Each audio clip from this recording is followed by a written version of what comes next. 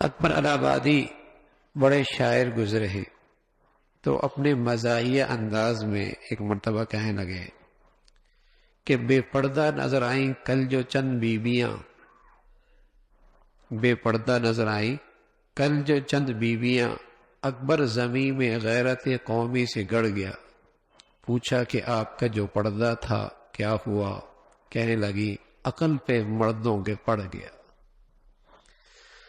تم تو یہ پردہ کر کے نکلا کرتی تھی، تمہارا پردہ کہاں چلا گیا؟ کہنے لگی مردوں کے عقلوں پہ پڑ گیا۔ پہلے عورت کے چہرے پہ پردہ ہوتا تھا، اب مردوں کے عقلوں پہ پردہ پڑ گیا۔ بہت شدید گناہ ہے عورت کا بے پردہ بلا ضرورت باہر نکلنا۔ شرم و حیا عورت کا لازمی حصہ ہے۔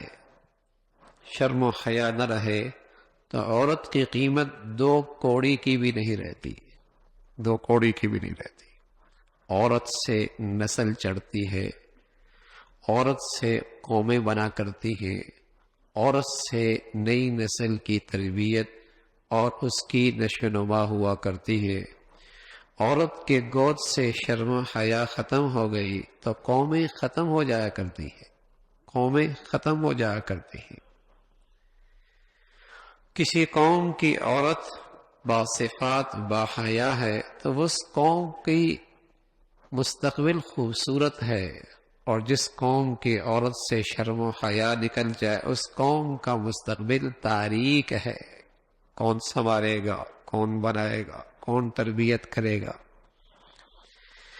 تو رسول اللہ صلی اللہ علیہ وسلم نے جہاں عورت کو یہ عزت بخشی کہ الدنیا متاع و خیر المتاع المرأة الصالحہ، یہ عزت، یہ اعزاز، یہ قدر و قیمت بتائی کہ دنیا کی چیزیں برتری کی چیز ہیں، استعمال کی چیزیں، لیکن اس دنیا میں سب سے بہتر اور بھلی چیز نیک صالح عورت ہے، نیک صالح عورت ہے۔ اس دنیا میں سب سے بھلی اور قیمتی چیز نیک صالح عورت ہے۔ وہاں اللہ کے نبی صلی اللہ علیہ وسلم نے جب شرم و حیا کی دولت سے محروم ہو جائے تو پھر اس کی اس انداز سے اس کو تنبہ بھی فرمایا، تنبیہ بھی فرمائی کہ جب وہ باہر نکلتی ہے اور لوگوں کی نظریں اپنی طرف اٹھواتی ہے، اس انداز سے نکلتی ہے، اس لباس میں نکلتی ہے، شرم و حیا کی چادر کے بغیر نکلتی ہے، بناؤ سنگار کر کے نکلتی ہے، تو فرمایا وہ شیطان کی صورت میں آتی ہے، شیطان کی صورت میں جاتی ہے، اور شیطان اس کے طاق میں رہتا ہے اور لوگوں کی نظریں اس کی طرف اٹھواتا ہے۔ جتنے لوگوں کی نظریں پڑتی ہیں اس کی لعنت اس پہ پڑتی ہے۔ بس اوقات کوئی پریشان حال خاتون فون کرے، اگر اسے کہہ دیا جائے کہ اپنی زندگی کو گناہوں سے ذرا صحیح کر لو، انشاءاللہ اللہ کی نصرت آئے گی، کہتی میں نماز تو پڑھتی ہوں، تسبیح بھی پڑھتی ہوں، گناہ بھی کوئی نہیں کرتی۔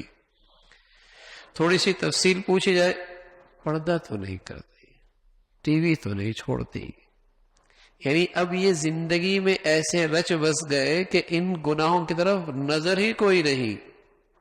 یعنی وہ اپنی بزرگی کی بھی قائل ہے، بزرگی کی بھی قائل ہے کہ میں تو بڑی تسبیح پڑھتی ہوں، بڑے وظیفے پڑھتی ہوں، بڑی نمازیں پڑھتی ہوں، بزرگی کی بھی قائل ہے۔ یعنی یہ گناہ ایسے ہیں جو اس کی بزرگی میں بھی حائل نہیں ہے۔ ہاں، یہ ایسے معاشرے میں رچ بس گئے، حالانکہ یہ ایسی نحوست ہے، ایسی نحوست ہے، 10 آدمی نے دیکھا تو 10 آدمی کی لعنت اور نحوست پڑی، گناہوں کا ذریعہ بنی، لعنت اور نحوست پڑی، گناہوں کا ذریعہ بنی، لعنت اور نحوست پڑی، گناہوں کا ذریعہ بنی، لعنت اور نحوست پڑی، گناہوں کا ذریعہ بنی، لعنت اور نحوست پڑی، گناہوں کا ذریعہ بنی۔